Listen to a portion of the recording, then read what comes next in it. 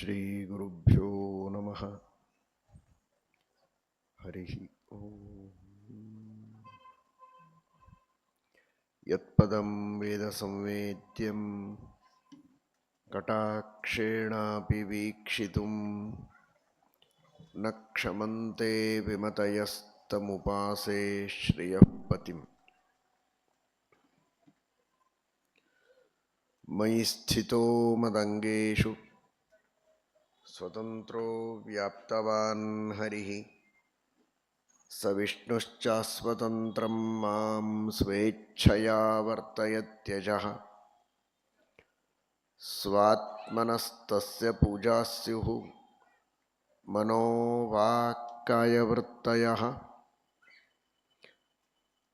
ಮಮೈತಾಃ ಇತಿ ಕರ್ತಾರಂ ಉದ್ದೇಶ್ಯಂಚ ಹರಿಂ ಸ್ಮರೇತ್. ಸಚ್ಛಾಸ್ತ್ರೋದಿತವರ್ತ್ಮನಾ ಪದಮಿದಂ ಧ್ಯಾಯನ್ಮದಂಕಾಂಕಿತಃ. ಮನ್ಮಂತ್ರಂ ಜಪ ಶಾಸ್ತ್ರಸಂಪದಮಥೋ ದಾಸ್ಯಾಮಿ ಭಾಗ್ಯೈಃ ಸಹ. ತತ್ತತ್ವಾನ್ಯಪಿ ಬೋಧಯಾಮಿ ತದನುತ್ಪ್ರಾಪ್ಯೋ ಮದಂಘ್ರಿರ್ಭವೇತ್.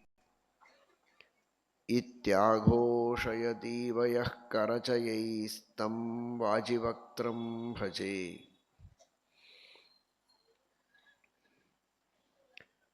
ಧರ್ಮವಿಜ್ಞಾನವೈರಾಗ್ಯಪರಮೈಶ್ವರ್ಯಶಾಲಿನಃ ಆನಂದತೀರ್ಥಭಗವತ್ಪಾದಾನ್ ವಂದೇ ನಿರಂತರಂ.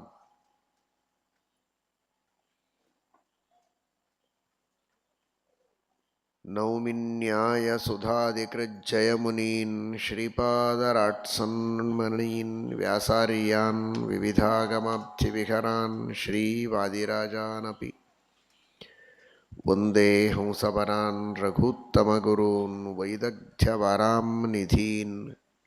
ಶ್ರೀಸತ್ಯವ್ರತರಾಘವೇಂದ್ರಮುನಿಪಾನ್ ಸದ್ಬೋಧಸಧ್ಯಾನಪಾನ್ ಸತ್ಯಾಭಿಜ್ಞಕರಾಬ್ಜೋತ್ಥಾನ್ ಪಂಚಾಶದ್ವರ್ಷಪೂಜಕಾನ್ ಸತ್ಯಪ್ರಮೋದತೀರ್ಥಾರ್ಯಾನ್ ನೌಮಿ ನ್ಯಾಯಸುಧಾರತಾನ್.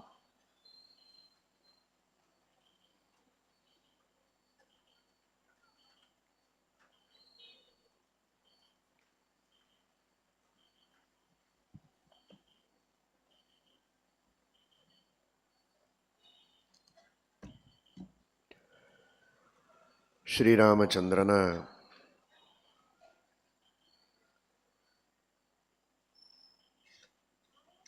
ದಿವ್ಯವಾದ ದೃಷ್ಟಿ, ಶ್ರೀರಾಮಚಂದ್ರನ ದಯೆ, ಪರಮ ಕಾರುಣ್ಯ, ಯಾವ ದಾರಿಯಲ್ಲಿ ನಡೆದರೆ ಎಲ್ಲ ಸಜ್ಜನರು ತಮ್ಮ ಎಲ್ಲ ಸಂಸಾರದ ತಾಪಗಳನ್ನು ಕಳೆದುಕೊಂಡು ಮೋಕ್ಷ ಮಾರ್ಗದಲ್ಲಿ ಮುಂದೆ ಸಾಗಬಹುದೋ ಆ ತರಹ ನಿತ್ಯ ಮುಕ್ತನಾದ ತಾನು ನಡೆದು ತೋರಿಸಿ ಈ ದಾರಿಯಲ್ಲಿ ಹೀಗೆ ನಡೆಯಿರಿ ಅಂತ ಕರೆದುಕೊಂಡು ಹೋಗುವ ಪರಮ ದಯಾಸಾಗರ ಶ್ರೀರಾಮಚಂದ್ರ.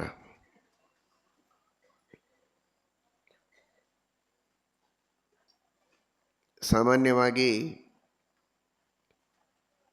ಊರಿಗೆ ದಾರಿ ಯಾವುದು ಅಂತ ಕೇಳಿದರೆ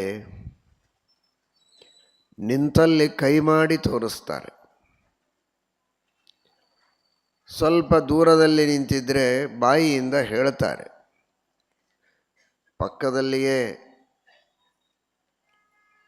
4 ರಸ್ತೆಗಳು ಸೇರುವಲ್ಲಿಯೇ ನಿಂತಿದ್ದರೆ ಎಡಕ್ಕೆ ಬಲಕ್ಕೆ ಅಂತ ಕೈ ಮಾಡಿ ತೋರಿಸ್ತಾರೆ. ಸ್ವಲ್ಪ ದೂರದಲ್ಲಿ ನಿಂತಿದ್ದರೆ ಸ್ವಲ್ಪ ಮುಂದೆ ಹೋಗಿ ಎಡಕ್ಕೆ ಹೊಳ್ಳಿ ಬಲಕ್ಕೆ ಹೊಳ್ಳಿ ಅಂತ ಹೇಳ್ತಾರೆ.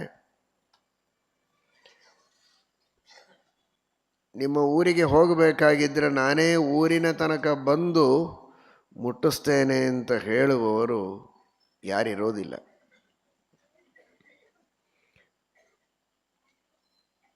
ಆದರೆ ಭಗವಂತ ತನ್ನ ಅನೇಕ ಅವತಾರಗಳಿಂದ, ಅದರಲ್ಲಿಯೂ ವಿಶೇಷವಾಗಿ ರಾಮಾವತಾರದಲ್ಲಿ, ಕೃಷ್ಣಾವತಾರದಲ್ಲಿ ಯಾವ ರೀತಿ ಸಾಧಕ ಸಾಧನೆಯನ್ನು ಮಾಡಬೇಕು ಅಂತ ಬಾಯಿಯಿಂದ ಉಪದೇಶ ಮಾಡಿದ್ದು ಮಾತ್ರ ಅಲ್ಲ, ಮಾಡಿದ್ದೂ ಇದೆ. ಆ ಉಪದೇಶ ಮಾಡುವುದರೊಳಗೂ ಬಹಳ ಅದ್ಭುತವಾದ ರೀತಿಯಲ್ಲಿ ಉಪದೇಶವನ್ನು ಮಾಡಿದ್ದಾನೆ. ದಾರಿಯನ್ನು ತೋರಿಸುವವರು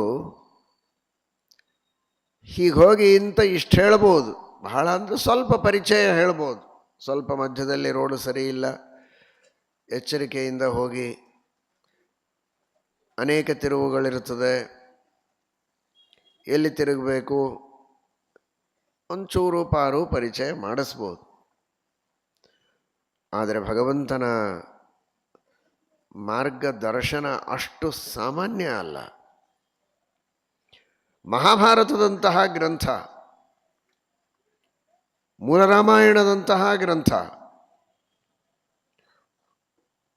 ಪಂಚರಾತ್ರಾಗಮಗಳು, ಒಂದೊಂದು ಹೆಜ್ಜೆಯನ್ನು ಹೇಗಿಡಬೇಕು ಅನ್ನುವುದನ್ನು ತೋರಿಸಿ ಹೇಳಿ ಕರೆದುಕೊಂಡು ಹೋಗುವ ರೀತಿ ಅದು. ಗ್ರಂಥಗಳ ಮೂಲಕ ಹೇಳೋದು, ಅವತಾರಗಳ ಮೂಲಕ ತಾನೇ ಆ ರೀತಿಯ ಆಚರಣೆಯನ್ನು ಮಾಡಿ ತೋರಿಸೋದು. ಇದು ಬಹಳ ವಿಚಿತ್ರವಾದದ್ದು. ಅದರಲ್ಲಿಯೂ ತಿಳಿದುಕೊಳ್ಳಿ, ತುಲನೆಯನ್ನು ಮಾಡಿ ತಿಳಿದುಕೊಳ್ಳಿ. ಸಾಮಾನ್ಯ ವ್ಯಕ್ತಿ ಕೆಲಸ ಏನಿಲ್ಲ, ಕೂತು ಕೂತು ಬೇಜಾರಾಗಿದೆ, ಯಾರೋ ಒಬ್ಬರು ಮಾತಾಡಿಸಿದ್ರೆ ಸಾಕು ಅಂತ ಕಾಯ್ತಿರ್ತಾರೆ. ಅಂಥವರು ಕೆಲವೊಮ್ಮೆ ಹೇಗಪ್ಪ ಹೋಗಬೇಕು ಅಂದರೆ ಬರ್ರಿ ನಾನೇ ತೋರಿಸ್ತೀನಿ ಅಲ್ಲಿ ತನಕ ಅಂತ ಕರ್ಕೊಂಡು ಹೋದರೂ ಹೋಗ್ಬೋದು, ಸ್ವಲ್ಪ ಹತ್ತಿರ ಇದ್ದರೆ. ಬಹಳ ದೂರ ಇದ್ದರೆ ಅದು ಕಷ್ಟ. ಆದರೆ ಭಗವಂತನಿಗೆ ಕೆಲಸ ಇಲ್ಲದೆ ಇದ್ದವನಲ್ಲ, ಯಾರೋ ಸಾಮಾನ್ಯ ವ್ಯಕ್ತಿ ಅಲ್ಲ. ವಿಚಾರ ಮಾಡಿ, ನಿಮ್ಮ ತಲೆಯಲ್ಲಿ ಯಾರನ್ನು ಬಹಳ ದೊಡ್ಡವರು ಅಂತ ಅಂದ್ಕೊಂಡಿದ್ದೀರಿ ಅಂಥವರನ್ನೇ ತಂದುಕೊಳ್ಳಿ ಮನಸ್ಸಿನಲ್ಲಿ. ಮಂತ್ರಿಗಳು, ಪ್ರಧಾನಮಂತ್ರಿಗಳು, ರಾಷ್ಟ್ರಪತಿಗಳು ನಿಮ್ಮ ಜೊತೆಗೆ ಬಂದು ದಾರಿ ತೋರಿಸ್ತಾರ. ನಿಮಗೇನಾದರೂ ಕಷ್ಟ ನಷ್ಟ ಆದರೆ ನಿಮ್ಮ ಜೊತೆಗೆ ನಿಲ್ತಾರ, ಸಹಾಯ ಮಾಡ್ಬೋದು, ಹಣ ಕೊಡ್ಬೋದು, ನಿಮಗೆ ಸಹಾಯ ಮಾಡುವ ವ್ಯಕ್ತಿಗಳನ್ನು ಕಳಿಸ್ಬೋದು. ಅವರು ಮಾಡೋದು ತಪ್ಪು ಅಂತ ನಾನು ಹೇಳಲು ಹೊರಟಿಲ್ಲ, ಮಾಡುವ ಸಾಧ್ಯತೆ ಇಲ್ಲ ಮಾನವನಿಗೆ. ಭಗವಂತನಿಗೆ ಮಾತ್ರ ಸಾಧ್ಯ ಇದೆ, ಭಗವಂತನಿಗೆ ಮಾತ್ರ ಆ ಕಾರುಣ್ಯ ಇದೆ. ದೇವರ ಮೇಲೆ ಯಾರಿದ್ದಾರೆ,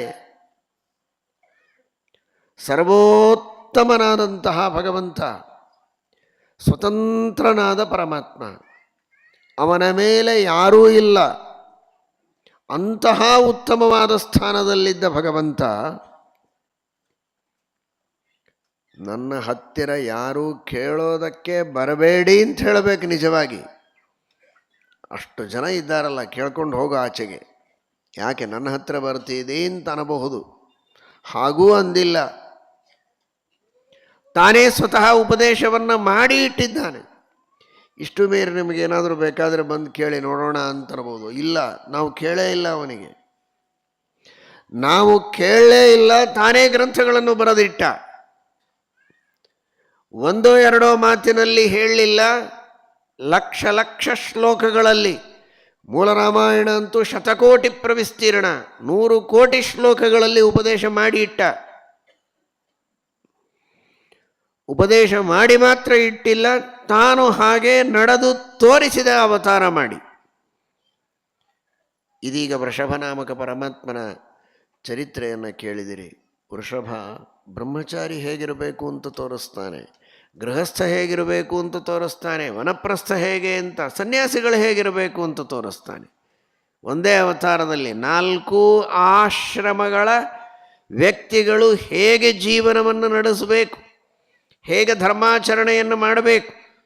ಧರ್ಮಜ್ಞ, ನಿನ್ನೆ ಕೇಳಿದಿರಿ, ಧರ್ಮಂ ಜ್ಞಾಪಯತಿ ಇತಿ ಧರ್ಮಜ್ಞ. ತಾನು ಧರ್ಮವನ್ನು ತಿಳಿದವನು ಮಾತ್ರ ಅಲ್ಲ, ಧರ್ಮವನ್ನು ತಿಳಿಸಿದ ಪರಮಾತ್ಮ ತನ್ನ ಅನೇಕ ಅವತಾರಗಳಿಂದ.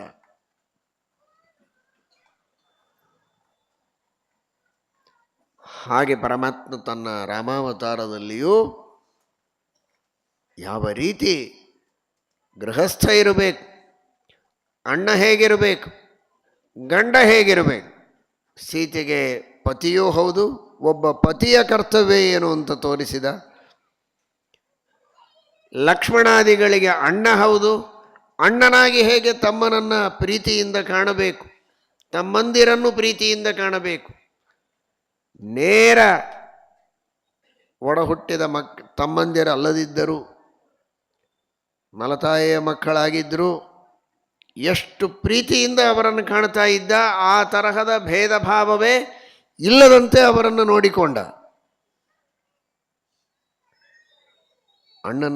ಅಣ್ಣನಾಗಿ ಹೇಗಿರಬೇಕು ಅಂತ ತೋರಿಸಿಕೊಟ್ಟ, ಮಗನಾಗಿ ಹೇಗಿರಬೇಕು ಅಂತ ತೋರಿಸಿದ, ಶತ್ರುವಾಗಿ ಹೇಗಿರಬೇಕು ಅಂತೂ ತೋರಿಸಿದ, ಶಿಷ್ಯನಾಗಿ ಹೇಗಿರಬೇಕು ಅಂತ ತೋರಿಸಿದ.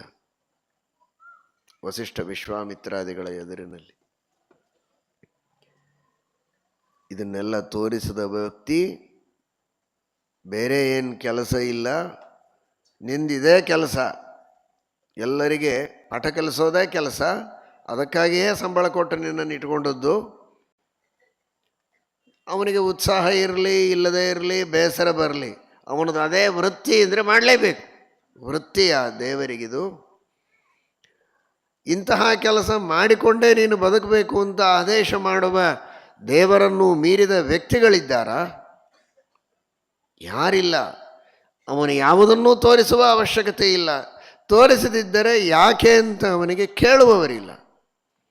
ಆದರೂ ಭಗವಂತ ಎಲ್ಲರಿಗೂ ಅವರವರ ಧರ್ಮಗಳನ್ನು ಮುಖದಿಂದಲೂ ಉಪದೇಶ ಮಾಡಿ, ಕೃತಿಯಿಂದಲೂ ನಡೆದು ತೋರಿಸಿ, ಅನುಗ್ರಹವನ್ನು ಮಾಡಿ ಆ ದಾರಿಯಲ್ಲಿ ನಡೆಸಿ ಅವರನ್ನು ಉದ್ಧಾರ ಮಾಡ್ತಾನೆ ಎಂದರೆ ಅಂತಹ ಭಗವಂತನ ಕಾರುಣ್ಯಕ್ಕೆ ಏನೆಂಬೆ. ಏನು ಶಬ್ದಗಳಿಲ್ಲ ಹೇಳುವುದಕ್ಕೆ. ಆ ದೃಷ್ಟಿಯಲ್ಲಿ ಭಗವಂತ ಒಂದೊಂದನ್ನು ತೋರಿಸ್ತಾನೆ. ಸಾನುಕ್ರೋಶ, ಜಿತಕ್ರೋಧ, ಬ್ರಾಹ್ಮಣ ಪ್ರತಿಪೂಜಕ, ಬ್ರಾಹ್ಮಣ ಪ್ರತಿಪೂಜಕ, ಬ್ರಹ್ಮ ಅಣಂತೀತಿ ಬ್ರಾಹ್ಮಣ, ಬ್ರಹ್ಮಜ್ಞಾನವನ್ನು ಪಡೆದುಕೊಂಡವರು ಬ್ರಾಹ್ಮಣರು. ಬ್ರಹ್ಮ ಅಂದರೆ ಪರಬ್ರಹ್ಮ ಪರಮಾತ್ಮ. ಅಣ ಅಂದರೆ ಅಣಗಿಸುವವರಲ್ಲ. ಅಣಂತಿ ಅಂದರೆ ಸಂಸ್ಕೃತದಲ್ಲಿ ಅನಂತಿ. ಆ ಪರಬ್ರಹ್ಮನನ್ನು ಚೆನ್ನಾಗಿ ತಿಳಿದವರು, ಶಾಸ್ತ್ರಗಳನ್ನು ಬಲ್ಲವರು, ಶಾಸ್ತ್ರಕ್ಕಾಗಿ ಜೀವನವನ್ನು ಮೀಸಲಿಟ್ಟವರು, ಅದಕ್ಕಾಗಿ ಸರ್ವಸಂಗ ಪರಿತ್ಯಾಗವನ್ನು ಮಾಡಿ ಬಂದವರು. ಏ ದಾರಾಗಾರ ಪುತ್ರಾದೀನ್ ಪ್ರಾಣಾನ್ ವಿತ್ತಮಿದಂ ಪರಂ ಹಿತ್ವಾ ಮಾಂ ಶರಣಂ ಯಾತಾಹ ಕಥಂ ತಾಂಸ್ತ್ಯಕ್ತುಮುತ್ಸಹೇ. ಭಗವಂತನ ನುಡಿ. ಎಲ್ಲವನ್ನೂ ಬಿಟ್ಟು ದೇವರನ್ನೇ ತಿಳಿಯಬೇಕು, ದೇವರನ್ನೇ ಭಜಿಸಬೇಕು, ಸೇವಿಸಬೇಕು, ಅವನ ಅನುಗ್ರಹವನ್ನು ಪಡೆಯಬೇಕು. ಅವನ ಅನುಗ್ರಹ ಸಮಸ್ತ ಸಮಾಜಕ್ಕೆ ಆಗುವಂತೆ ಮಾಡಬೇಕು ಅನ್ನುವುದಕ್ಕಾಗಿ ತಮ್ಮನ್ನೇ ತಾವು ಅರ್ಪಿಸಿಕೊಂಡ ಜ್ಞಾನಿಗಳೇನಿದ್ದಾರೆ ಅಂಥವರನ್ನು ಬ್ರಾಹ್ಮಣರು ಅಂತ ಕರೆಯೋದು. ಆ ತರಹದ ಉತ್ತಮ ಸದಾಚಾರಿಗಳಾದ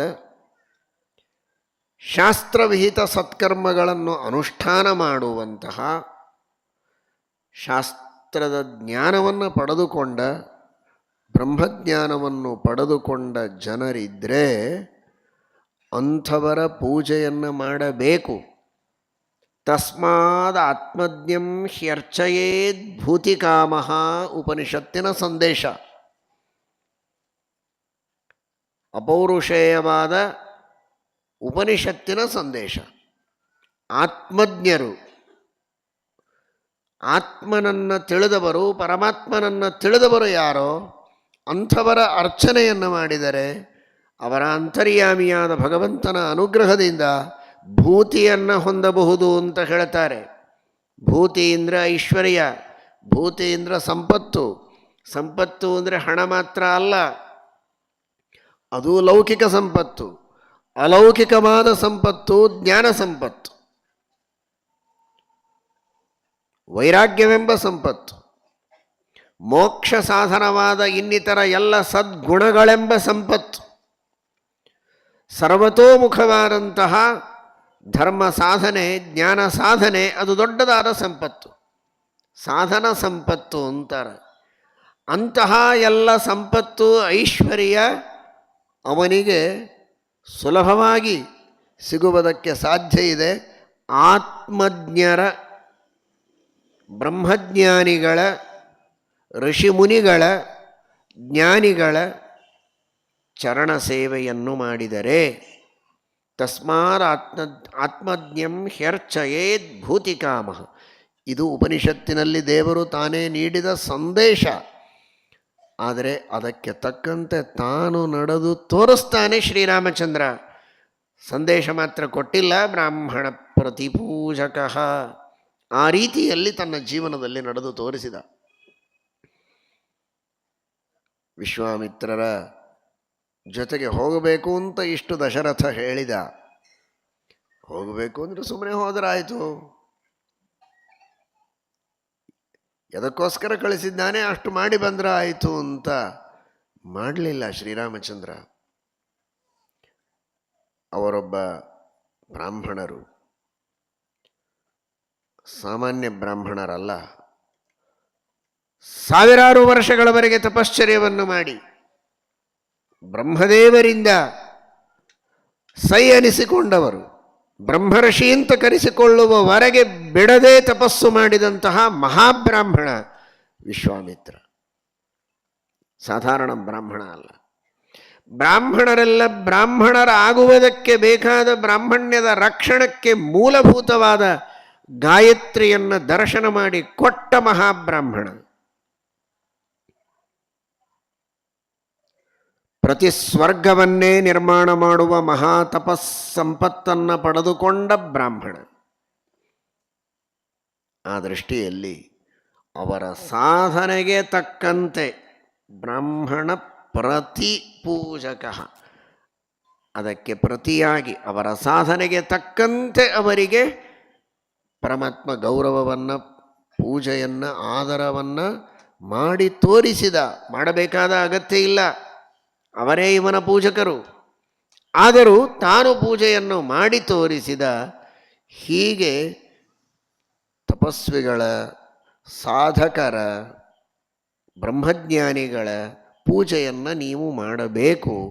ಮಾಡಿದರೆ ಅವರ ಅನುಗ್ರಹದಿಂದ ನೀವು ಬ್ರಹ್ಮಜ್ಞಾನವನ್ನು ಪಡೆಯಬಹುದು, ಸಕಲ ಐಶ್ವರ್ಯವನ್ನು ಪಡೆಯಬಹುದು, ಸರ್ವಸಂಪದ್ಭರಿತರಾಗಬಹುದು ಅನ್ನುವ ಸಂದೇಶವನ್ನು ಶ್ರೀರಾಮಚಂದ್ರ ನೀಡುತ್ತಾ ಇದ್ದಾನೆ. ನೈಷಾಮತಿಸ್ತಾವದುರುಕ್ರಮಾಂಘ್ರಿಂ ಸ್ಪೃಶತ್ಯನರ್ಥಾಪಗಮೋ ಯದುತ್ಥಃ ಮಹೀಯಸಾಂ ಪಾದರಜೋಭಿಷೇಕಂ ನಿಷ್ಕಿಂಚನಾನಾಂ ನ ವೃಣೀತ ಯಾವತ್. ಶ್ರೀಮದ್ಭಾಗವತ ಹೇಳುವ ಮಾತು. ಉರುಕ್ರಮನ, ಪರಮಾತ್ಮನ ಪಾದ, ಆ ಪಾದದ ಸ್ಪರ್ಶ ಮಾಡುವ ಸೌಭಾಗ್ಯ, ಆ ಪಾದಗಳ ಪರಿಜ್ಞಾನವನ್ನು ಪಡೆದುಕೊಳ್ಳುವ ಒಂದು ಯೋಗ್ಯತೆ, ಅರ್ಹತೆ ಯಾವಾಗ ಬರುತ್ತೆ ಅಂತ ಆ ಶಬ್ದ ಹೇಗಿದೆ ನೋಡಿ, ವೇದವ್ಯಾಸದೇವರ ಶಬ್ದ. ನೈಷಾಮತಿಸ್ತಾವದುರುಕ್ರಮಾಂಘ್ರಿಂ. ಆ ಪರಮಾತ್ಮನ ಪಾದವನ್ನು ಹಿಡಿಯೋದೇ ಬಹಳ ಕಷ್ಟ ಅಂತ. ಯಾಕೆ ಅಂದರೆ ಉರುಕ್ರಮ ಅಂತೆ. ಅವನ ಕ್ರಮ, ಅವನ ಹೆಜ್ಜೆ, ಅವನಿಡೋ ಹೆಜ್ಜೆ ಎಷ್ಟು ದೂರದ್ದು ಅಂದರೆ ಆಕಾಶವನ್ನೆಲ್ಲ ವ್ಯಾಪಿಸಿದ ತ್ರಿವಿಕ್ರಮನಾಗಿ ಭೂಮಿಯನ್ನೆಲ್ಲ ವ್ಯಾಪಿಸಿದ ಪಾದ. ಅವನ ಪಾದ ಹಿಡಿಯೋದೇ ಕಷ್ಟ. ಕ್ಷಣಮಾತ್ರದಲ್ಲಿ ವಿಶ್ವವನ್ನು ವ್ಯಾಪಿಸಿದ ಪಾದ ಅದು. ಆ ತರಹದ ಹೆಜ್ಜೆ ಇಡೋ ಪಾದ. ಅಂತಹ ಪರಮಾತ್ಮನ ಪಾದವನ್ನು ತಿಳಿಯೋದು, ಅದನ್ನು ಮುಟ್ಟೋದು, ಅದರ ಅನುಗ್ರಹ ಪಡೆಯೋದು ಅಂದರೆ ಸಣ್ಣ ಕೆಲಸ ಅಲ್ಲ. ಅದು ಉರುಕ್ರಮ, ಅವನು ತ್ರಿವಿಕ್ರಮ. ಅಂತಹ ಪರಮಾತ್ಮನ ಪಾದದ ಸ್ಪರ್ಶ ಮಾಡುವುದಕ್ಕೂ ಸಾಧ್ಯ ಇದೆ, ತಿಳಿಯೋದಕ್ಕೂ ಸಾಧ್ಯ ಇದೆ. ಯಾವಾಗ ಅಂದರೆ ಇನ್ನೊಂದು ಪಾದದ ಧೂಳಿಯ ಅಭಿಷೇಕ ಆದರೆ ಈ ಪಾದದ ಸ್ಪರ್ಶ ಮಾಡುವ, ಆ ಪಾದದ ಧೂಳಿಯನ್ನು ತಲೆಯ ಮೇಲೆ ಹಾಕಿಕೊಳ್ಳುವ ಅರ್ಹತೆ ಬರುತ್ತೆ. ಅದು ಯಾವುದು ಅಂದರೆ ಮಹೀಯಸಾಂ ಪಾದರಜೋಭಿಷೇಕಂ ನಿಷ್ಕಿಂಚನಾನಾಂ ನ ವರ್ಣೀತ ಯಾವತ್. ನಿಷ್ಕಿಂಚನರು, ಎಲ್ಲವನ್ನೂ ಬಿಟ್ಟವರು, ಯಾವುದೂ ಬೇಡ ಅಂದವರು. ಅದನ್ನೇ ಆವಾಗ ಹೇಳಿದೆ, ಏ ದಾರಾಗಾರ ಪುತ್ರಾದೀನ್ ಪ್ರಾಣಾನ್ ವಿತ್ತಮಿದಂ ಪರಂ ಹಿತ್ವಾ. ಬಂಧು ಬೇಡ, ಪರಿವಾರ ಬೇಡ, ಹಣ ಬೇಡ, ಆಸ್ತಿ ಬೇಡ, ಏನು ಬೇಡ ಅಂತ ನಿಷ್ಕಿಂಚನರಾಗಿ, ಕಿಂಚನ ಯಾವುದೂ ಬೇಡ ಅಂದವರು ನಿಷ್ಕಿಂಚನರು. ನಾಹಂಕಸ್ಯಚಿತ್ ನಮೇ ಕಶ್ಚಿತ್ ನಮೇ ಕಿಂಚಿತ್. ನಾನು ಯಾರವನಲ್ಲ, ನನ್ನವರು ಯಾರಿಲ್ಲ, ನನ್ನದೇನಿಲ್ಲ ಅನ್ನುವವರು ನಿಷ್ಕಿಂಚನರು. ಅಂತಹ ನಿಷ್ಕಿಂಚನರಾದ, ದೇವರ ಪಾದವನ್ನೇ ಆಶ್ರಯಿಸಿದ, ವಿಷ್ಣು ಪಾದೈಕ ಸಂಶ್ರಯರಾದಂತಹ ವ್ಯಕ್ತಿಗಳು ಯಾರೋ ಅಂಥವರ ಪಾದದ ಧೂಳಿಯನ್ನು ತಲೆಯ ಮೇಲೆ ಹಾಕಿಕೊಂಡ್ರೆ ಅದೆಷ್ಟು ವೇಗದಿಂದ ಪರಮಾತ್ಮ ತಾನು ಹೆಜ್ಜೆ ಇಡಬಹುದು. ಅತಿ ಶೀಘ್ರದಲ್ಲಿ ವಿಶ್ವವನ್ನೇ ವ್ಯಾಪಿಸುವ ಮಹಾಶಕ್ತಿಯನ್ನು ಪಡೆದಿರಬಹುದು. ಆದರೂ ಅಂತಹ ಪರಮಾತ್ಮನ ಪಾದವನ್ನೂ ಮುಟ್ಟಿ ಭಜಿಸಿ ಅನುಗ್ರಹವನ್ನು ಪಡೆಯುವುದಕ್ಕೆ ಸಾಧ್ಯವಿದೆ. ಮಹಾತ್ಮರ ಅನುಗ್ರಹವನ್ನು ಪಡೆದಿದ್ದರೆ, ಅವರ ಪಾದಧೂಳಿಯ ಅಭಿಷೇಕ ಆಗಿದ್ದರೆ ಅಂತ. ಈ ಸಂದೇಶವನ್ನು ಜಗತ್ತಿಗೆ ಪರಮಾತ್ಮ ಕೊಡಬೇಕಾಗಿದೆ ಎನ್ನುವುದಕ್ಕೆ ತಾನು ಸರ್ವೋತ್ತಮನಾದರೂ ವಿಶ್ವಾಮಿತ್ರರನ್ನು ಹಿಂಬಾಲಿಸಿದ, ಅವರ ಆಜ್ಞೆಯನ್ನು ಪಾಲಿಸಿದ, ಅವರ ಸೇವೆಯನ್ನು ಮಾಡಿದ, ವಸಿಷ್ಠರ ಸೇವೆಯನ್ನು ಮಾಡಿದ. ಬ್ರಾಹ್ಮಣ ಪ್ರತಿಪೂಜಕ. ಹೀಗೆ ನೀವು ಸೇವೆಯನ್ನು ಮಾಡಿ ಜ್ಞಾನವನ್ನು ಪಡೆಯಿರಿ. ಸೇವೆ ಇಲ್ಲದೆ ಜ್ಞಾನವನ್ನು ಪಡೆಯುವುದಕ್ಕಾಗೋದಿಲ್ಲ. ಗುರು ಶುಶ್ರೂಷೆಯ ವಿದ್ಯಾ, ಗುರುಗಳ ಸೇವೆಯನ್ನು ಮಾಡಿಯೇ ವಿದ್ಯೆಯನ್ನು ಪಡೆಯಬೇಕು ಅನ್ನುವುದನ್ನು ಪರಮಾತ್ಮ ತಾನು ತೋರಿಸ್ತಾನೆ. ಆಪಸ್ತಂಬರು ಮಹರ್ಷಿಗಳು ಧರ್ಮಸೂತ್ರಗಳ ರಚನೆಯನ್ನು ಮಾಡಿದ ಮಹಾನುಭಾವರು. ಆಪಸ್ತಂಬರ ಒಂದು ಉಕ್ತಿಯನ್ನು ರಾಮಾಯಣದ ವ್ಯಾಖ್ಯಾನದಲ್ಲಿ ಉದಾಹರಣೆ ಮಾಡುತ್ತಾರೆ. ದಶವರ್ಷಶ್ಚ ಬ್ರಾಹ್ಮಣ, ಶತವರ್ಷಶ್ಚ ಕ್ಷತ್ರಿಯ, ಪಿತಾಪುತ್ರೌ ಸ್ಯಾತಾಂ. 10 ವರ್ಷದ ಪುಟ್ಟ ಬ್ರಹ್ಮಚಾರಿ, ಆದರೆ ಬ್ರಹ್ಮ ವೇದದ ಅಧ್ಯಯನಕ್ಕಾಗಿ ತನ್ನ ಜೀವನವನ್ನು ಮೀಸಲಿಟ್ಟು ಶುದ್ಧ ಸದಾಚಾರಿಯಾಗಿ ತ್ರಿಕಾಲ ಸಂಧ್ಯಾವಂದನವನ್ನು ಮಾಡುತ್ತಾ ವೇದಾಧ್ಯಯನ ಸಂಪನ್ನನಾಗಿದ್ದಾನೆ. ಬ್ರಹ್ಮಜ್ಞಾನ ಅವನಲ್ಲಿ ಅಂಕುರಿಸ್ತಾ ಇದೆ. ದಶವರ್ಷಶ್ಚ ಬ್ರಾಹ್ಮಣ. ತನ್ನದೇ ಆದಂತಹ ನಿಯತ್ತಿನಿಂದ ಪ್ರಾಮಾಣಿಕವಾಗಿ ಶ್ರದ್ಧೆಯಿಂದ ಕ್ಷತ್ರಿಯ ಧರ್ಮವನ್ನು ಪರಿಪಾಲನೆ ಮಾಡ್ತಾ, ಪ್ರಜೆಗಳ ರಕ್ಷಣೆಯನ್ನು ಮಾಡ್ತಾ, ಧರ್ಮದಿಂದ ರಾಜ್ಯವನ್ನು ಆಳುವಂತಹ ಶತವರ್ಷಶ್ಚ ಕ್ಷತ್ರಿಯ, 100 ವರ್ಷದ ವೃದ್ಧನಾದ ಒಬ್ಬ ಕ್ಷತ್ರಿಯನಿದ್ದರೆ, ಬ್ರಹ್ಮಜ್ಞಾನಿಯಾದ 10 ವರ್ಷದ ಬ್ರಹ್ಮಚಾರಿ ಅವನು ತಂದೆ ಇದ್ದಂತೆ. 100 ವರ್ಷದ ಸಮಸ್ತ ರಾಜ್ಯವನ್ನು ಧರ್ಮದಿಂದೇ ಆಳುವಂತಹ ವ್ಯಕ್ತಿಯಾಗಿದ್ದರೂ ಅವನು ಮಗನಿದ್ದಂತೆ. ಅಂತಹ ದೊಡ್ಡ ಸ್ಥಾನ ಬ್ರಹ್ಮಜ್ಞಾನಿಗೆ ಇದೆ ಅಂತ ಆಪಸ್ತಂಬರು ಹೇಳ್ತಾರೆ.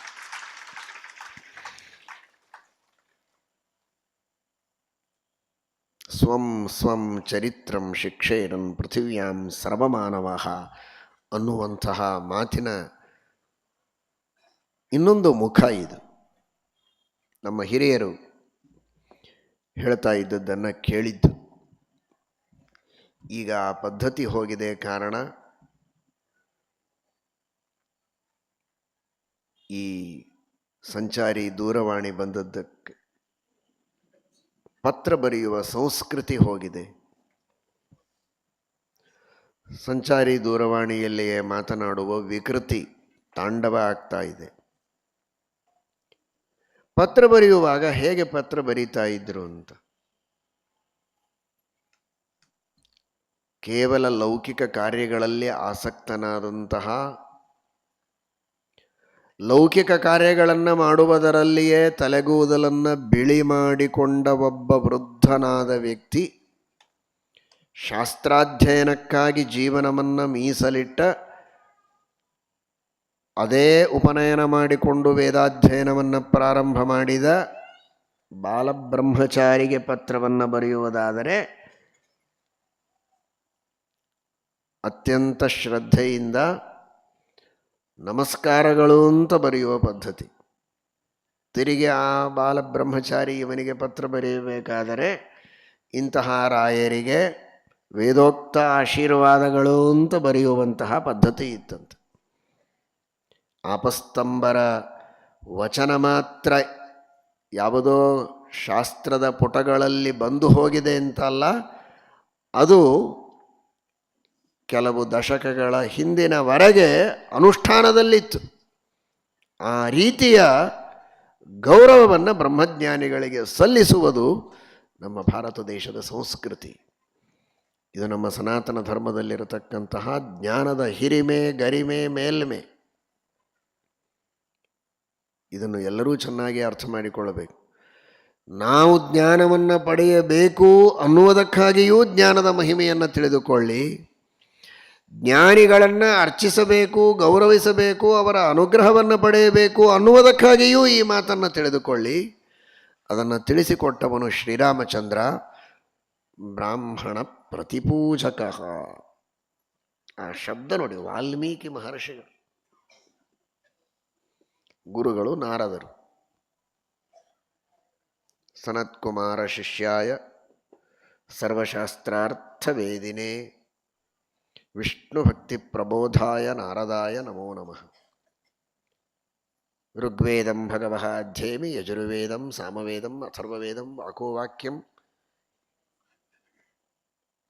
ಏಕಾಯನಂ ಬ್ರಹ್ಮಜನ ವಿದ್ಯಾಂ ಸರ್ಪ ನಕ್ಷತ್ರ ವಿದ್ಯಾಂ, ಎಲ್ಲವನ್ನೂ ತಿಳಿದಿದ್ದೇನೆ ಅಂತಾರೆ ನಾರದರು. ಸರ್ವಶಾಸ್ತ್ರಾರ್ಥ ವೇದಿನಿ. ಆದರೂ ಸನತ್ಕುಮಾರರ ಹತ್ರ ಹೋಗಿ ಅಧ್ಯಯನ ಮಾಡ್ತಾರೆ. ಯಾಕೆ ಅಂದರೆ ಸೋಹಂ ನಾಮವಿದೇವ ಅಸ್ಮಿನ್ ಆತ್ಮವಿತ್. ಎಲ್ಲ ಶಾಸ್ತ್ರಗಳನ್ನು ತಿಳಿದಿದ್ದೇನೆ, ಇನ್ನೂ ಅದರ ಆಳ, ಅದರ ಮರ್ಮ ತಿಳಿಯಬೇಕು, ಅದು ನನಗೆ ವರ್ಮ ಆಗಬೇಕು, ಅದರಿಂದ ನಾನು ಶರ್ಮ ಪಡೆಯಬೇಕು ಅಂತ ಸನತ್ಕುಮಾರರ ಹತ್ತಿರ ಹೋಗಿ ಮತ್ತೆ ಅಧ್ಯಯನವನ್ನು ಮಾಡಿದ್ದನ್ನು ಛಂದೋಗ್ಯ ದಾಖಲು ಮಾಡುತ್ತದೆ. ಅಂಥ ಗುರುಗಳು ನಾರದರು.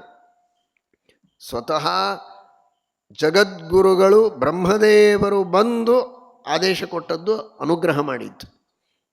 ಹಾಗಾಗಿ ಅವರಾಡುವ ಒಂದೊಂದು ಮಾತುಗಳಲ್ಲಿ ವಿಶೇಷವಾದಂತಹ ಔಚಿತ್ಯ ಇದೆ. ಬ್ರಾಹ್ಮಣ ಪೂಜಕ ಅಂದಿಲ್ಲ, ಮಹರ್ಷಿಗಳು ಬ್ರಾಹ್ಮಣ ಪ್ರತಿಪೂಜಕ ಅಂತ. ಆ ಪ್ರತಿ ಅಂತ, ಆ ಪ್ರತಿ ಎಂಬ ಶಬ್ದವನ್ನು ಬಳಸ್ತಾ ಇದ್ದಾರೆ. ಏನ ಪ್ರತಿಪೂಜಕ ಅಂತ? ಪ್ರತಿಪೂಜಕ ಅಂದರೆ ಪ್ರತಿಯಾಗಿ ಕೊಡೋದು ಅಂತ ಯಾವಾಗ ಅಂತೇವೆ? ಅವರು ಮಾಡಿದರೆ ಪ್ರತಿಯಾಗಿ ಮಾಡೋದು ಅಂತ.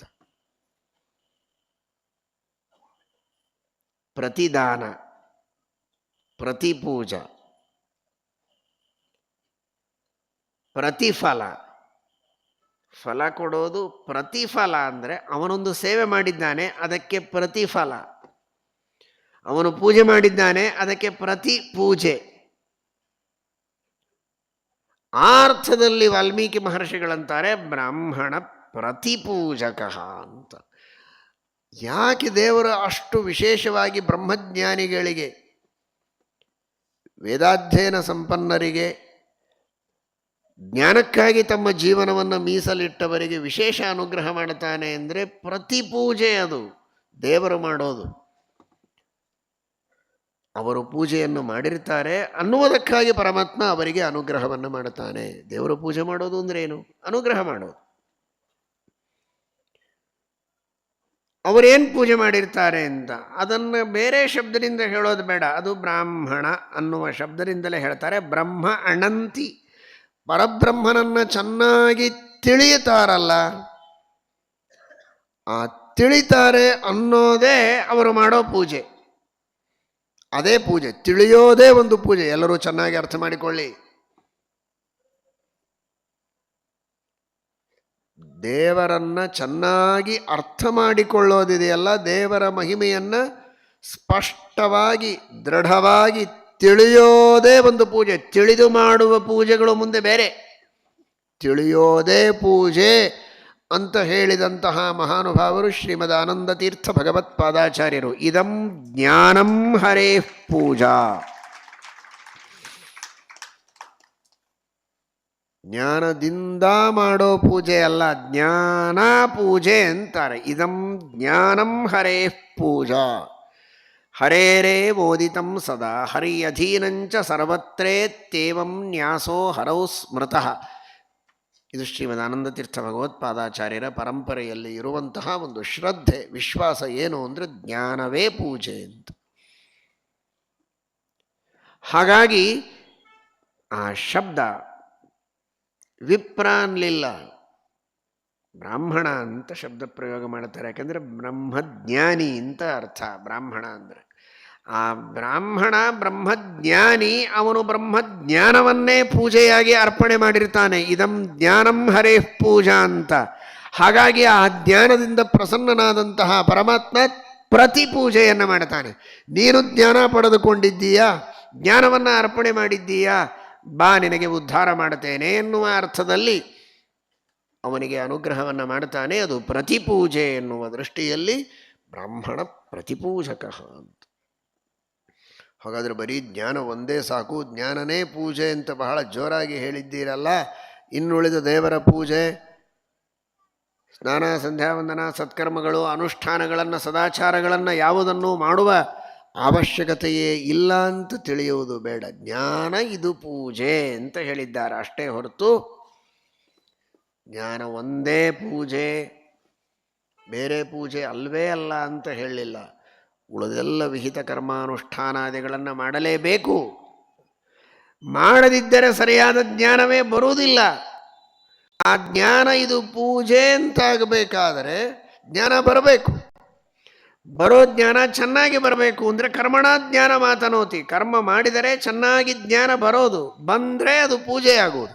ಕರ್ಮ ಬಿಟ್ಟು ನಾನು ಬರೀ ಜ್ಞಾನವನ್ನು ಮಾಡ್ತೀನಿ ಅಂದರೆ, ಪಡೆದುಕೊಳ್ತೇನೆ ಅಂದರೆ ಅದು ಸಾಧ್ಯ ಇಲ್ಲ. ಆ ಅರ್ಥದಲ್ಲಿ ಕರ್ಮವನ್ನು ಮಾಡಬೇಕು, ಜ್ಞಾನವನ್ನು ಪಡೆಯಬೇಕು. ಜ್ಞಾನಕ್ಕೆ ತಕ್ಕಂತೆ ನಡೆಯಬೇಕು ಮತ್ತೆ ಮುಂದೆ.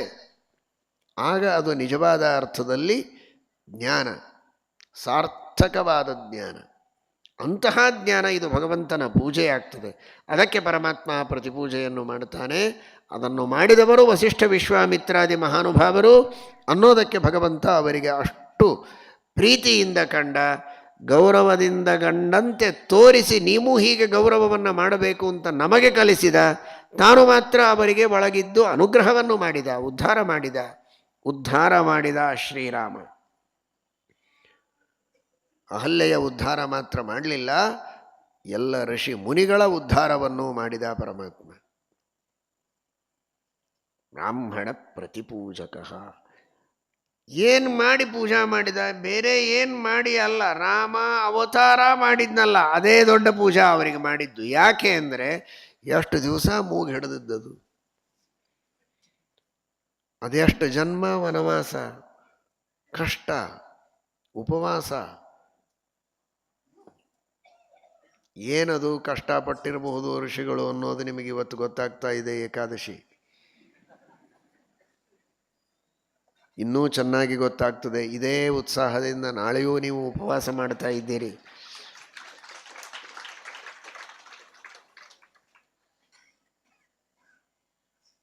ನಿಜವಾಗಿಯೂ ಬಹಳ ಸಂತೋಷವೂ ಆಶ್ಚರ್ಯವೂ ಆಗ್ತಾ ಇದೆ. ನಿಮ್ಮ ಮುಖದ ಮೇಲಿನ ಉತ್ಸಾಹ ನೋಡಿ. ಯಾಕೆ 2ಕ್ಕೆ ಸೀಮಿತಗೊಳಿಸಿದ್ದೀರಿ? 4 ಹಾಕಿದ್ರು ಪಂಚಾಂಗದೊಳಗೆ ನಾವು ಮಾಡೋದಕ್ಕೆ ಸಿದ್ಧರಿದ್ವಿ. ನಿಮಗೇನು ಪ್ರಿಂಟ್ ಮಾಡೋದಕ್ಕೆ ಕಷ್ಟನಾ, ಬರೆಯೋದಕ್ಕೆ ಕಷ್ಟನಾ, ಏನು ಕಷ್ಟ ಅಂತ? ಹಾಗಲ್ಲಪ್ಪ, ಧರ್ಮಶಾಸ್ತ್ರದಲ್ಲಿ ಎಷ್ಟಿದೆ ಅಷ್ಟೇ ಹೇಳಬೇಕಾಗತ್ತೆ, ಹೆಚ್ಚಿಗೆ ಹೇಳಲಿಕ್ಕೆ ಬರೋದಿಲ್ಲ ಅಂತ ಸಮಾಧಾನ ಹೇಳೋ ಸ್ಥಿತಿಯಲ್ಲಿ ನಾವಿದ್ದೇವೆ. ಅಷ್ಟು ಉತ್ಸಾಹ ಉಪವಾಸವನ್ನು ಮಾಡೋದಕ್ಕೆ ನಿಮಗಿದೆ ಅಂದರೆ ನಿಜವಾಗಿಯೂ ಸಾರ್ಥಕವಾಯಿತು.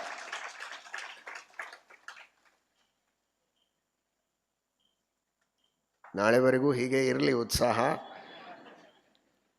ಹಾಗಾದರೆ ಈ ತರಹದ ತಪಸ್ಸು, ವ್ರತ, ನಿಯಮ, ಅನುಷ್ಠಾನ, ಸಾವಿರಾರು ವರ್ಷಗಳವರೆಗೆ ಉಪವಾಸ, ಒಂದೊಂದೇ ಕಾಲಿನ ಮೇಲೆ ನಿಂತು ತಪಸ್ಸು, ಪಂಚಾಗ್ನಿ ಮಧ್ಯದಲ್ಲಿ ತಪಸ್ಸು, ನಿರಂತರ ಶಾಸ್ತ್ರಗಳ ಪಾಠ ಪ್ರವಚನ ರೂಪವಾದ ತಪಸ್ಸು, ವಿವಿಧ ತಪಸ್ಸುಗಳನ್ನು ಮಾಡಿದಿ. ಅಷ್ಟೆಲ್ಲ ಮಾಡಿದಂತಹ ಋಷಿಗಳಿಗೆ, ಮುನಿಗಳಿಗೆ ಉದ್ದೇಶ ಏನು? ದೇವರನ್ನು ಕಾಣಬೇಕು ಅಂತ. ಹೃದಯದಲ್ಲಿ ಭಗವಂತನನ್ನು ಕಾಣುತ್ತಾರೆ. ಋಷಯಃ ಅಂತಃ ಪ್ರಕಾಶಃ. ಭಗವಂತ ಹೃದಯದಲ್ಲಿ ಅವರಿಗೆ ದರ್ಶನವನ್ನು ಕೊಡ್ತಾನೆ. ಆದರೆ ಆ ಹೃದಯದಲ್ಲಿ ಯಾವ ಪರಮಾತ್ಮನನ್ನು, ಅಂತರ್ಯಾಮಿಯಾದ ಬಿಂಬರೂಪಿಯಾದ ಪರಮಾತ್ಮನನ್ನು ಕಾಣುತ್ತಾರೆ, ಅಂತಹ ಪರಮಾತ್ಮ ಪ್ರತ್ಯಕ್ಷವಾಗಿ ತನ್ನ ಆಶ್ರಮಕ್ಕೆ ಬಂದು ದರ್ಶನ ಕೊಡ್ತಾನೆ ಅಂದರೆ ಆ ಅರಣ್ಯದಲ್ಲಿದ್ದ ಋಷಿಗಳಿಗೆ, ಮುನಿಗಳಿಗೆ ಇದಕ್ಕಿಂತ ದೊಡ್ಡ ಸನ್ಮಾನ ಇನ್ನೇನು ಸನ್ಮಾನ ಅವರಿಗೆ? ಅವರ ಮನೆಗೆ ದೇವರು ಹೋಗೋದೇ ದೊಡ್ಡ ಸನ್ಮಾನ. ಇದಕ್ಕೂ ದೊಡ್ಡ ಸನ್ಮಾನ ಏನು? ವೆಂಕಟೇಶ ದೇವರ ಉತ್ಸವ ಬರ್ತಾ ಇರ್ತದೆ. ಯಾರೋ ಒಬ್ಬ ವಿಶಿಷ್ಟ ಸೇವೆಯನ್ನು ಮಾಡಿದ ವ್ಯಕ್ತಿ ಬರ್ತಾನೆ, ದೊಡ್ಡ ಅಧಿಕಾರಿಗಳು ಬರ್ತಾರೆ. ಬಂದರೆ ಒಂದು ಕ್ಷಣ ಉತ್ಸವ ನಿಲ್ಲಿಸಿ ಅವರಿಗೆ ವಿಶೇಷವಾಗಿ ಪ್ರಸಾದವನ್ನು ಕೊಟ್ಟು ಅವರಿಗೋಸ್ಕರ ಮಂಗಳಾರತಿಯನ್ನು ಮಾಡಿ ಹೊರಟ್ರೆ ಇದಕ್ಕಿಂತ ದೊಡ್ಡ ಸನ್ಮಾನ ಅಂದರೆ ಇನ್ನೇನು ಸನ್ಮಾನ ಬೇಕು? ಶಾಲು ಶಕಲಾತಿಯ ಸನ್ಮಾನ. ದೇವರು ಒಂದು ಕ್ಷಣ ನಿಂತು ಅನುಗ್ರಹ ಮಾಡಿ ಹೋದನಲ್ಲ, ಇದೇ ದೊಡ್ಡದಾದಂತಹ ಸನ್ಮಾನ.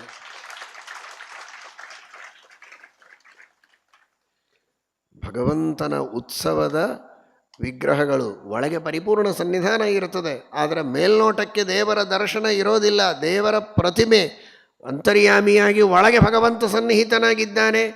ಅಂತಹ ಭಗವಂತನನ್ನು ಅರ್ಚಕರು ಸ್ವಲ್ಪ ಹೊತ್ತು ನಿಲ್ಲಿಸಿ ದರ್ಶನ ಮಾಡಿಸಿದರೆ ದೊಡ್ಡ ಭಾಗ್ಯ, ಜೀವನ ಧನ್ಯ, ದೊಡ್ಡ ಸನ್ಮಾನ ಅದು.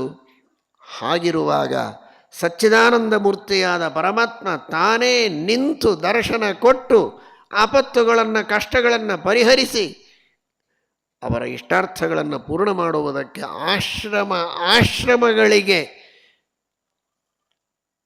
ಅವರ ಎಲ್ಲ ಆ ಶ್ರಮಗಳನ್ನು ಪರಿಹಾರ ಮಾಡುವುದಕ್ಕೋಸ್ಕರ ಪರಮಾತ್ಮ ಹೋಗ್ತಾನೆ ಅಂದರೆ ಇದಕ್ಕಿಂತ ದೊಡ್ಡ ಪ್ರತಿಪೂಜನ ಇನ್ನೇನು ಬೇಕವರಿಗೆ? ಇದು ದೇವರು ಮಾಡಿದ್ದು. ಬ್ರಾಹ್ಮಣ ಪ್ರತಿಪೂಜಕ, ಇದು ದೇವರು ಮಾಡಿದಂತಹ ದೊಡ್ಡ ಅನುಗ್ರಹ.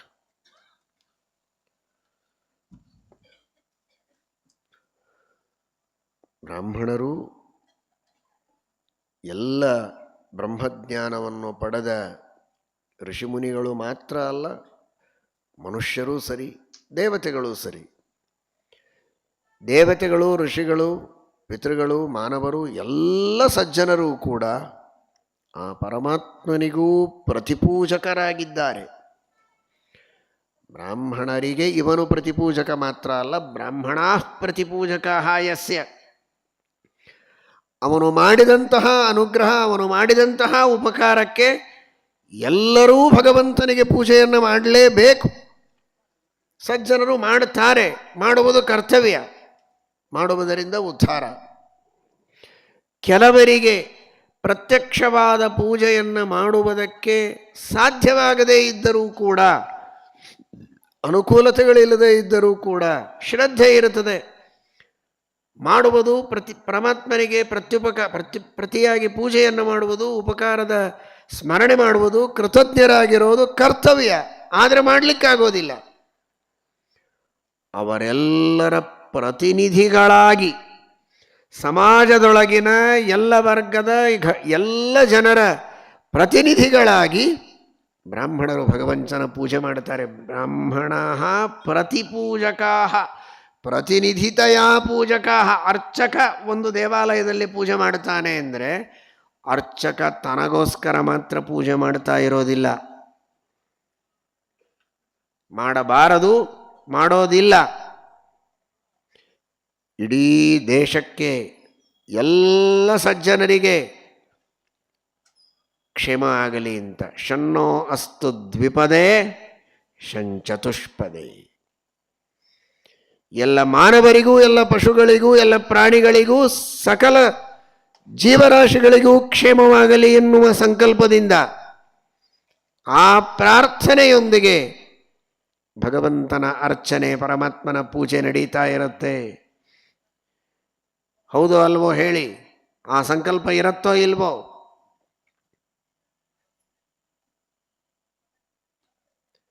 ಇಡೀ ದೇಶದಲ್ಲಿ ಸುಭಿಕ್ಷೆಯಾಗಲಿ, ರಾಜರು ಧಾರ್ಮಿಕರಾಗಲಿ, ಧರ್ಮದ ಅಭಿವೃದ್ಧಿಯಾಗಲಿ, ನ್ಯಾಯ ನೀತಿಗಳು ರಾರಾಜಿಸಲಿ, ಅಧರ್ಮ ಅನ್ಯಾಯ ಭ್ರಷ್ಟಾಚಾರಗಳ ನಿರ್ಮೂಲನ ಆಗಲಿ, ಈ ಸಂಕಲ್ಪದೊಂದಿಗೆ ಸಮಸ್ತ ಸಮಾಜದ ಸಕಲ ಸಜ್ಜನರ, ದೇಶದ ಎಲ್ಲ ಬಾಂಧವರ, ಮಾನವರ ಮಾತ್ರ ಅಲ್ಲ, ಪಶು ಪಕ್ಷಿ ಪ್ರಾಣಿಗಳ ಎಲ್ಲರ ಹಿತಚಿಂತನೆಯೊಂದಿಗೆ ಒಂದು ತುಳಸಿ ದಳವನ್ನು ಭಗವಂತನ ಪಾದಗಳ ಮೇಲೆ ಒಬ್ಬ ಅರ್ಚಕ ಇಡ್ತಾನೆ.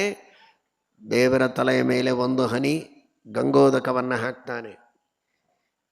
ಹಾಗಾಗಿ ವಾಲ್ಮೀಕಿ ಮಹರ್ಷಿಗಳಂತಾರೆ, ಬ್ರಾಹ್ಮಣರು ಸಕಲ ಸಜ್ಜನರ ಹಿತಕ್ಕಾಗಿ ಪ್ರತಿನಿಧಿತಯ ನಿನ್ನ ಪೂಜೆಯನ್ನು ಮಾಡುತ್ತಾರೆ, ಪ್ರತಿಪೂಜಕರಾಗ್ತಾರೆ. ಪ್ರಾತಿನಿಧ್ಯವನ್ನು ವಹಿಸಿ ಇಡೀ ಜಗತ್ತಿನ ಕ್ಷೇಮಕ್ಕಾಗಿ ನಿನ್ನ ಪೂಜೆಯನ್ನು ಮಾಡ್ತಾರೆ. ಇವತ್ತು ಅಯೋಧ್ಯೆಯಲ್ಲಿ ಪೂಜೆ ನಡೀತಾ ಇದೆ ಅಂದರೆ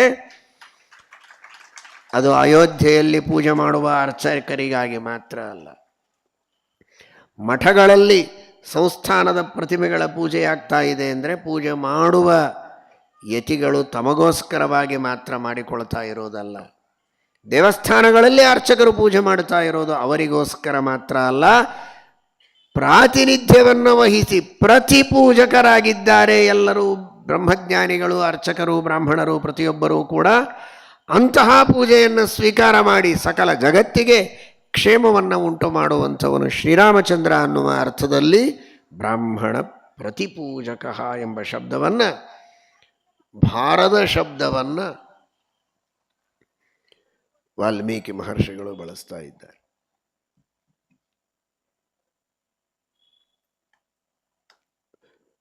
ಕೇವಲ ತಾನು ಕುಲದಿಂದ ಬ್ರಾಹ್ಮಣನಾದರೆ ಸಾಲದು, ಗುಣದಿಂದ ಬ್ರಾಹ್ಮಣನಾಗಬೇಕು.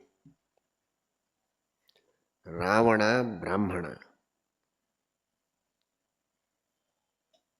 ವಿಶ್ರವಸ್ ಋಷಿಯ ಮಗ. ಅಂತಹ ರಾವಣನನ್ನು ಸಂಹಾರ ಮಾಡಿದ ಶ್ರೀರಾಮಚಂದ್ರ, ಕುಂಭಕರ್ಣನನ್ನು ಸಂಹಾರ ಮಾಡಿದ ಶ್ರೀರಾಮಚಂದ್ರ, ವಿಭೀಷಣನನ್ನು ರಕ್ಷಣೆ ಮಾಡಿದ. ಯಾಕೆ ರಾವಣ ಕುಂಭಕರ್ಣರನ್ನು ಸಂಹಾರ ಮಾಡಿದ? ಕುಲ ನೋಡಲಿಲ್ಲ, ಅವನ ಗುಣ ನೋಡಿದ. ದುರ್ಗುಣ ಇತ್ತು, ಗುಣವಂತನಾಗಿರಲಿಲ್ಲ ಅನ್ನುವುದಕ್ಕಾಗಿ ಪರಮಾತ್ಮ ಅವನನ್ನು ಸಂಹಾರ ಮಾಡಿದ. ಅಲ್ಲ, ಮತ್ತು ಬ್ರಾಹ್ಮಣ ಪ್ರತಿಪೂಜಕ ಅಂತ ಹೇಳ್ತೀರಲ್ವೋ? ತಂದೆಯಾದ ವಿಶ್ರವಸ್, ತಾತನಾದ ಪುಲಸ್ತ್ಯ, ಈ ಎಲ್ಲ ಬ್ರಾಹ್ಮಣರಿಗೆ ಒಂದು ವಿಶೇಷವಾದ ಅನುಗ್ರಹವನ್ನು ಮಾಡುವ ರೀತಿಯಲ್ಲಿ ಪ್ರತಿಪೂಜೆಯನ್ನು ಮಾಡಿದ. ಏನು ಮಾಡಿದ? ಅವನ ಕುಲದಲ್ಲಿ ಕುಲಾಧಮ, ದುರ್ಗುಣವುಳ್ಳ ವ್ಯಕ್ತಿ, ಕುಲಕ್ಕೆ ಕಲಂಕವನ್ನು ತರುವಂಥ ವ್ಯಕ್ತಿ ಹುಟ್ಟಿ ಇಡೀ ಕುಲವನ್ನೇ ಅಪಕೀರ್ತಿಯ ಅಗ್ನಿಯಲ್ಲಿ ಹಾಕಿ ಸುಡುವ ಸ್ಥಿತಿಯಲ್ಲಿದ್ದಾಗ ಇಂತಹ ಒಬ್ಬ ದುರ್ಗುಣ ದೋಷದ ಸಾಕಾರ ಮೂರ್ತಿಯಾಗಿರುವಂತಹ ರಾವಣನನ್ನು ಸಂಹಾರ ಮಾಡುವ ಮೂಲಕ ಅವನ ಕುಲವನ್ನು ಶುದ್ಧ ಮಾಡಿ ಬ್ರಾಹ್ಮಣ ಪ್ರತಿಪೂಜಕ, ಆ ವಿಶ್ರವಸ್ಪುಲಸ್ತರ ತಲೆ ಹಗರಾಗುವಂತೆ ಮಾಡಿದ. ಇಂತಹ ಕುಲಕ್ಕೆ ಕಲಂಕ ತರುವ ಕಂಟಕನಾದ ವ್ಯಕ್ತಿಯಿಂದ, ಅವನು ಮಾಡಿದ ಪಾಪಗಳಿಂದ ನಾವೆಲ್ಲ ಪರಿತಪಿಸಬೇಕಾಗಿದೆ ಎಲ್ಲ ಅನ್ನುವಂತಹ ತಾಪದೊಳಗಿದ್ದ ಅವರಿಗೆ ಅವರ ಸಂತತಿಯಲ್ಲಿಯೇ ಬಂದಂತಹ ದುಷ್ಟನಾದ ರಾವಣನನ್ನು, ಒಳಗೆ ಸುಜೀವ ಇದ್ದಾನೆ ಜಯ, ಅವನಿಗೆ ಅವನ ಸಾಧನೆಗೆ ತಕ್ಕಂತೆ ಪ್ರತಿಪೂಜೆಯನ್ನು ಮಾಡಿದ್ದಾನೆ. ಅವನಿಗೆ ಒಂದು ರಾಕ್ಷಸ ಜನ್ಮ ಹೋದರೆ ಸಾಕಾಗಿತ್ತು ಒಳಗಿದ್ದ ಜಯನಿಗೆ. ಯಾಕೆ ಅಂದರೆ ಸನಕಾದಿಗಳ ಶಾಪ ಇದೆ, 3 ಬಾರಿ ನಾವು ಹುಟ್ಟಿ ಬರಬೇಕಾಗಿದೆ, ಆಮೇಲೆ ನಮ್ಮ ಲೋಕಕ್ಕೆ ಹೋಗಬೇಕು ವೈಕುಂಠಕ್ಕೆ. 1 ಜನ್ಮ ಹೋದರೆ ಸಾಕು ಅಂತ ಅವನು ಕಾಯ್ತಾ ಇದ್ದಾನೆ, ಒಳಗಿದ್ದ ಜಯ ಸುಜೀವ. ಅದಕ್ಕೆ ತಕ್ಕಂತೆ ಅವನಿಗೆ ಪೂಜೆ, ಬೇಗ ಆ ಜನ್ಮದಿಂದ ಮೋಚನೆ. ರಾವಣನನ್ನು ಕೊಲ್ಲೋದರಿಂದಲೇ ರಾವಣನಿಗೆ ದೊಡ್ಡ ಅನುಗ್ರಹ ಮಾಡಿದ. ಬಹಳ ದೊಡ್ಡ ರೋಗದಿಂದ ಬಳಲುವ ಒಬ್ಬ ವ್ಯಕ್ತಿ ಈ ದೇಹ ಹೋದರೆ ಸಾಕು ಅಂತ ಕಾಯ್ತಿರ್ತಾನೆ. ಅವನಿಗೆ ಆ ದೇಹವನ್ನು ಕಳಚಿ ಮೋಚನೆ ಮಾಡೋದೇ ಒಂದು ದೊಡ್ಡದಾದ ಅನುಗ್ರಹ. ಹಾಗೆ ಈ ರಾವಣನಿಗೆ, ಅರ್ಥಾತ್ ಜಯನಿಗೆ, ಈ ರಾವಣನೆಂಬ ಅಸುರನ ಜೊತೆಗೆ ಆ ಶರೀರದಲ್ಲಿದ್ದು ಅನೇಕ ದುಷ್ಟ ಕಾರ್ಯಗಳನ್ನು ಮಾಡ್ತಾ ದೇವತೆಗಳ, ಋಷಿಗಳ, ಮುನಿಗಳ ದ್ರೋಹವನ್ನು ಮಾಡುವಂತಹ ಏನೊಂದು ಪರಿಸ್ಥಿತಿ ಇದೆ, ಇದೇ ಒಂದು ದೊಡ್ಡ ಘೋರವಾದ ನರಕ ಇದ್ದಂತೆ ಇತ್ತು. ಹಾಗಾಗಿ ಆ ಅವಸ್ಥೆಯಿಂದ ಅವನನ್ನು ಮೋಚನೆ ಮಾಡಿದನಲ್ಲ ಶ್ರೀರಾಮಚಂದ್ರ. ರಾವಣನ ಸಂಹಾರ ಮಾಡಿದ್ದು ಕೂಡ ಬ್ರಾಹ್ಮಣ ಪ್ರತಿಪೂಜಕ. ಅದೇ ದೇಹದೊಳಗಿದ್ದ ಜಯನಿಗೆ ಅದು ಪೂಜೆ, ಅವರಪ್ಪ ವಿಶ್ರವಸ್ತಿಗೆ ಅದು ಪೂಜೆ, ಅವರ ತಾತನಿಗೆ ಪುಲಸ್ತನಿಗೆ ಅದು ಪೂಜೆ, ಅವರ ಮುತ್ತಾತನಿಗೆ ಬ್ರಹ್ಮದೇವರಿಗೂ ಅದು ಪೂಜೆ. ಪೂಜೆ ಇದೆಲ್ಲ ಶಬ್ದಕ್ಕರ್ಥ ಅನುಗ್ರಹ. ಬ್ರಾಹ್ಮಣ ಪ್ರತಿಪೂಜಕ. ನಾನಾ ರೀತಿಯಿಂದ ಪರಮಾತ್ಮ ಅವರಿಗೆ ಬರುವ ಸಾಧನೆಗಳಿಗೆ ಬರುವ ವಿಘ್ನಗಳನ್ನು ಪರಿಹಾರ ಮಾಡುವ ಮೂಲಕವಾಗಿ ಋಷಿಮುನಿಗಳಿಗೆ ಪೂಜೆಯನ್ನು ಮಾಡಿದ. ಕುಲಕ್ಕೆ ಕಲಂಕ ತರುವಂಥವರಾಗಿದ್ದರೆ ಅವರನ್ನು ದೂರ ಮಾಡುವ ಮೂಲಕವಾಗಿಯೂ ಅವರ ಕುಲಕ್ಕೇನೆ ಅಲಂಕಾರ ಮಾಡುವ ರೀತಿಯಲ್ಲಿ ಪರಮಾತ್ಮ ಅವರಿಗೆ ಪೂಜೆಯನ್ನು ಮಾಡಿದ. ಈ ಅರ್ಥದಲ್ಲಿ ವಾಲ್ಮೀಕಿ ಮಹರ್ಷಿಗಳು ಬಹಳ ಗಂಭೀರವಾಗಿ ಸಾನುಕ್ರೋಶ ಜಿತಕ್ರೋಧ ಬ್ರಾಹ್ಮಣ ಪ್ರತಿಪೂಜಕ ಎಂಬುದಾಗಿ ಭಗವಂತನನ್ನು ವರ್ಣನೆ ಮಾಡಿದ್ದಾರೆ. ಬ್ರಾಹ್ಮಣರ ಪ್ರತಿಪೂಜಕನಾಗಬೇಕು ಅಂದರೆ ಹೇಗೆ ಆ ಪ್ರತಿ ಶಬ್ದ ನೋಡಿ, ರಾಮಾಯಣದ ಪ್ರತಿ ಇದ್ದರೆ ಬಟ್ಟಿಟ್ಟು ನೋಡಿ, ಪ್ರತಿಪೂಜಕ. ಏನು ಪ್ರತಿಪೂಜಕ? ಪ್ರತಿಕೂಲಾಚರಣೆ ಸತ್ಯಪಿ ಪೂಜಕ ಅಂತ. ಯಾರು ಜ್ಞಾನಿಗಳಿರ್ತಾರೆ, ತಪಸ್ವಿಗಳಿರ್ತಾರೆ, ಅವರು ನೀನೇ ಇಂದ್ರ ಚಂದ್ರ ಅಂತ ನಮ್ಮನ್ನು ಸ್ತೋತ್ರ ಮಾಡಿದರೆ ಅವರಿಗೆ ಚೆನ್ನಾಗಿ ಗೌರವ ಮಾಡೋದು.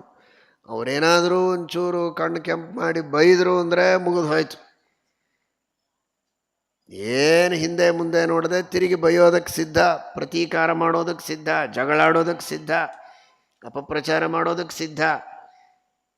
ಅಲ್ಲ, ನಿನ್ನೆ ದಿವಸನೇ ಕೇಳಿದ್ದೀರಿ, ಏ ಬ್ರಾಹ್ಮಣ ಅನ್ಮೈಧಿಯ ಕ್ಷಿಪತೋರ್ಚಯಂತಿ ತುಷ್ಯಧೃದ ಸ್ಮಿತ ಸುಧೋಕ್ಷಿತ ಪದ್ಮವಕ್ತ್ರಾಹ.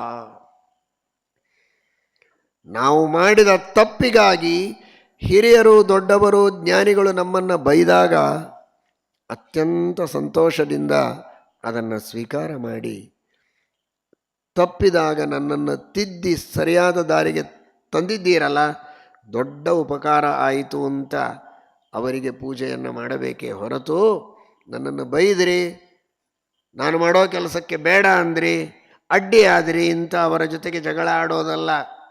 ತಾನು ತಪ್ಪು ಮಾಡಿದಾಗ ತನಗೆ ಅವರು ಪ್ರತಿಯಾಗಿದ್ದರು, ಪ್ರತಿಕೂಲಾಚರಣೆಯನ್ನು ಮಾಡಿದರು, ಪ್ರತಿಯಾಗಿ ನಿಂತಿದ್ದರು, ಎದುರು ಪಕ್ಷದೊಳಗಿದ್ದರೂ ಅವರ ಪೂಜೆಯನ್ನು ಮಾಡುವಂತಹ ತತ್ವಜ್ಞಾನಿಗಳ, ಉಪಕಾರಕರ, ಉಪದೇಶಕರ, ಮಾರ್ಗದರ್ಶಕರ ಪೂಜೆಯನ್ನು ಮಾಡುವಂತಹ ಏನೊಂದು ವ್ಯಕ್ತಿತ್ವ ಇದೆ, ಇದು ಮನುಷ್ಯನ ಉದ್ಧಾರಕ್ಕೆ ಕಾರಣ ಅನ್ನುವುದನ್ನು ತೋರಿಸಿಕೊಟ್ಟವ ಶ್ರೀರಾಮಚಂದ್ರ. ಬ್ರಾಹ್ಮಣ ಪ್ರತಿಪೂಜಕ. ಇದು ನಮ್ಮಲ್ಲಿರಬೇಕು.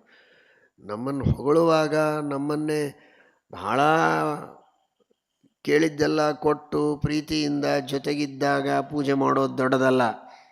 ನಮ್ಮ ತಪ್ಪುಗಳನ್ನು ಎತ್ತಿ ತೋರಿಸಿದಾಗ 4 ಜನರ ಎದುರಿಗೆ ಮರ್ಯಾದೆ ಹೋದರೂ ಅಡ್ಡಿ ಇಲ್ಲ, ನನ್ನ ಸಾಧನೆ ಹಾಳಾಗಬಾರದು, ನನ್ನ ಆರೋಗ್ಯ ಹಾಳಾಗಬಾರದು, ನನ್ನ ಅಧ್ಯಾತ್ಮ ಸಾಧನೆ ಕುಂಠಿತವಾಗಬಾರದು ಅನ್ನುವುದಕ್ಕೋಸ್ಕರ ಕಳಕಳಿಯಿಂದ ಯಾರು ಶಾಸನ ಮಾಡ್ತಾರೆ, ಬೈತಾರೆ, ಹೊಡಿತಾರೆ, ದಾರಿಗೆ ತರ್ತಾರೆ, ಅಂಥವರನ್ನೂ ಗೌರವಿಸುವ ಪೂಜಿಸುವಂತಹ ವ್ಯಕ್ತಿತ್ವ ನಮ್ಮಲ್ಲಿದ್ದಾಗ ಮಾತ್ರ ನಮ್ಮ ವ್ಯಕ್ತಿತ್ವ ಚೆನ್ನಾಗಿ ವಿಕಸಿತವಾಗುವುದಕ್ಕೆ ಸಾಧ್ಯ.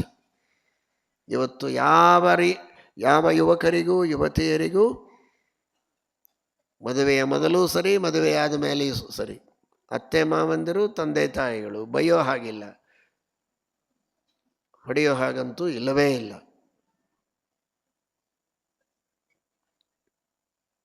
ಅಲ್ಲ, ಪ್ರತಿ ಪೂಜಕ ಪ್ರತಿಕೂಲಾಚರಣೆ ಸತ್ಯಪಿ.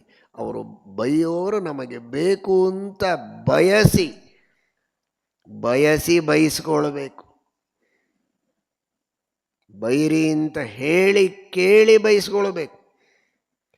ತಪ್ಪಿದಾಗ ತಿದ್ದಿ ಅಂತ ಕೇಳಿಕೊಳ್ಳಬೇಕು. ಇಹ ಹಿ ರಚಯನ್ ಸಾಧ್ವೀಂ ಶಿಷ್ಯ ಕ್ರಿಯಾಂ ನ ನಿವಾರ್ಯತೆ ತ್ಯಜತಿ ತು ಯದಾ ಮಾರ್ಗಂ ಮೋಹಾತ್ ತದಾ ಗುರುರಂಕುಶಃ. ಒಳ್ಳೆಯ ಕೆಲಸಕ್ಕೆ ಪ್ರೋತ್ಸಾಹನೆ ದೊಡ್ಡವರಿಂದ ಬೇಕು ಅಂತ ಬಯಸ್ತೇವೆ. ತಪ್ಪು ಮಾಡಿದಾಗ ತಿದ್ದಬೇಕು, ಬೈಯಬೇಕು, ಹೊಡೆಯಬೇಕು ಅಂತೂ ಬಯಸಬೇಕು. ಎಷ್ಟು ಚೆನ್ನಾಗಿ ನಮಗೆ ಶಿಕ್ಷೆ ಕೊಡ್ತಾರೆ ಅಷ್ಟು ಚೆನ್ನಾಗಿ ನಾವು ಒಳ್ಳೆಯ ದಾರಿಯಲ್ಲಿರ್ತೇವೆ.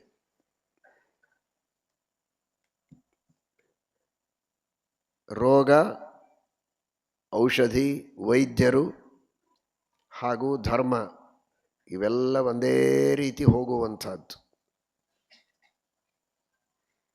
ಆದಷ್ಟು ನನಗೆ ರೋಗ ಆದರೆ ನನಗೇನು ಹೇಳಬೇಡಿ, ಸೂಚನೆನೇ ಕೊಡಬೇಡಿ ಅಂತಾರ ಯಾರಾದರೂ ವೈದ್ಯರಿಗೆ. ಹಾಗೆ ಹೇಳಿದರೆ ಅವನು ಬುದ್ಧಿವಂತನ, ಅವನು ಬದುಕ್ತಾನ.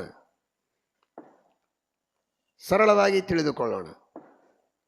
ನನಗೆ ಏನೇ ಸಣ್ಣ ತೊಂದರೆ ಇದ್ದರೂ ಕೂಡಲೇ ತಿಳಿಸಿ ಅದಕ್ಕೇನು ಉಪಚಾರ ಮಾಡಬೇಕೋ ಮಾಡ್ತೇನೆ, ಏನು ಔಷಧಿ ತಗೊಳ್ಬೇಕೋ ತಗೊಳ್ತೇನೆ, ಏನು ಡಯಟ್ ಬೇಕು ಅಂದರೂ ಮಾಡ್ತೇನೆ ಅನ್ನುವವನು ಬುದ್ಧಿವಂತನೋ? ನನಗೆ ಎಂಥ ರೋಗ ಬಂದಿದ್ರೂ ಹೇಳಲೇಬೇಡಿ ಅನ್ನುವವನು ಬುದ್ಧಿವಂತನು. ಬೈಯೋದು ಅಂದರೆ ಬೇರೆ ಏನಲ್ಲ, ನಮ್ಮ ಮಾನಸಿಕವಾದ, ನಮ್ಮ ನಡತೆಯ, ನಮ್ಮ ನುಡಿಯ ದೋಷಗಳನ್ನು, ರೋಗಗಳನ್ನು ಎತ್ತಿ ಹೇಳೋದೇ ಬೈಯೋದು ಅಂತ, ಬೇರೆ ಏನಲ್ಲ. ಆ ತರಹ ಬೈಯೋದರಿಂದ ನಮ್ಮ ನಡೆ ನುಡಿಗಳಲ್ಲಿರುವ ದೋಷಗಳು ದೂರ ಆಗ್ತವೆ. ರೋಗಗಳು ಹೇಗೆ ಔಷಧಿಗಳಿಂದ ದೂರ ಆಗುತ್ತೋ, ದೊಡ್ಡವರು ಮಾಡುವ ಉಪದೇಶದಿಂದ, ನಿಂದೆಯಿಂದ, ಭರ್ತ್ಸನೆಯಿಂದ, ತಾಡನದಿಂದ ಆ ದೋಷಗಳ ದೂರ ಆಗ್ತವೆ. ಆ ದೃಷ್ಟಿಯಲ್ಲಿ ತಾಡನ ಅಂದರೆ ಕೈಯಿಂದಲೇ ಹೊಡೆಯಬೇಕು ಅಂತಲ್ಲ, ವಿವೇಕಿಗಳಿಗೆ ಒಂದು ಮಾತು ಹೇಳಿದರೆ ಸಾಕು, ತಿಳುವಳಿಕೆ ಬರುತ್ತದೆ. ಆ ರೀತಿ ಹೇಳುವ, ತಿದ್ದುವ ವ್ಯಕ್ತಿಗಳನ್ನು ಬಯಸಬೇಕು, ಸ್ವಾಗತಿಸಬೇಕು, ಪ್ರತಿಪೂಜಿಸಬೇಕು. ಅವರು ಪ್ರತಿಯಾಗಿ ಹೇಳ್ತಾರೆ ಅಂತ ನಾವು ಪ್ರತಿ ಮಾಡಲಿಕ್ಕೆ ಹೋಗಬಾರದು. ನಾವು ಮಾತ್ರ ಅನುನೇ ಇರಬೇಕು. ಅವರು ಪ್ರತಿಯಾದರೂ ನಾವು ಅನು, ಅವರು ಪ್ರತಿಕೂಲ ಆದರೂ ನಾವು ಅನುಕೂಲರಾಗಿರಬೇಕು.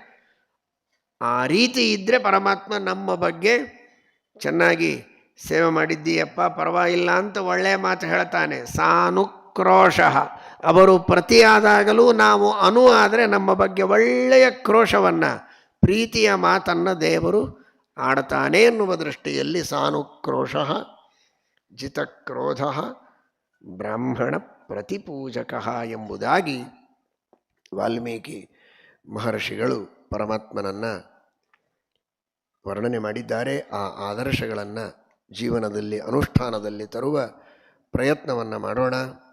ಜ್ಞಾನಿಗಳನ್ನು ಅರ್ಚಿಸೋಣ, ಮೆಚ್ಚಿಸೋಣ. ಅವರ ಅನುಗ್ರಹದಿಂದ ನಮ್ಮ ಎಲ್ಲ ದೋಷಗಳನ್ನು ಪರಿಹಾರ ಮಾಡಿಕೊಳ್ಳೋಣ ಅಂತ ತಿಳಿಯುತ್ತಾ ರಾಮನಾಮದ ಸ್ಮರಣವನ್ನು ಮಾಡೋಣ. ಏಕಾದಶಿಯ ಉಪವಾಸವನ್ನು ಮಾತ್ರ ತಪ್ಪದೆ ಎಲ್ಲ ಭಗವದ್ಭಕ್ತರು, 8 ವರ್ಷದ ಮೇಲಿನವರು,